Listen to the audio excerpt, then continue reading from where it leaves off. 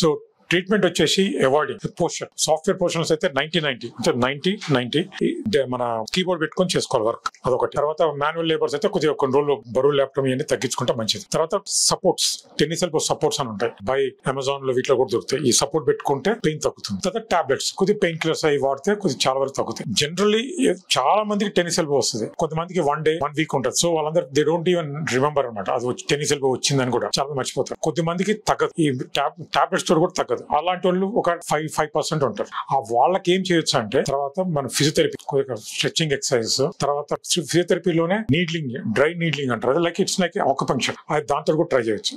అలాంటి వాళ్ళు ఇంకొంత మందికి అసలు అది కూడా రిఫ్రాక్టరీ అంటే తగ్గకుండా ఉంటుంది. అలాంటి వాళ్ళకి what we can try is PRP injections. అంటే పిఆర్పి అంటే ప్లేటెడ్ రిచ్ ప్లాస్మా, ఈ బ్లడ్ ని తీసి ప్లాస్మా తయారు చేసి దాన్ని ఇంజెక్ట్ చేస్తాం. అప్పుడు ఇంజెక్ట్ చేసినప్పుడు ఏంటంటే మేము ఇందాక చెప్పినట్టు ఇన్ఫ్లమేషన్ లేదు కదా, we create inflammation causes healing of that tissue, damage tissue. Next steroid injection. Steroid injections last 2 decades లో ఇట్స్ అబ్సలీట్, అంటే ఇయ్యట్లేదు. అవి చేపించుకోకండి, దానివల్ల టెంపరీ రిలీఫ్ వస్తుంది, తర్వాత మళ్ళీ మీ పెయిన్ ఎప్పటికీ యథావిధిగా వస్తుంది. తర్వాత స్కిన్ దగ్గర కూడా డిస్కలరేషన్ వస్తుంది. So steroids no.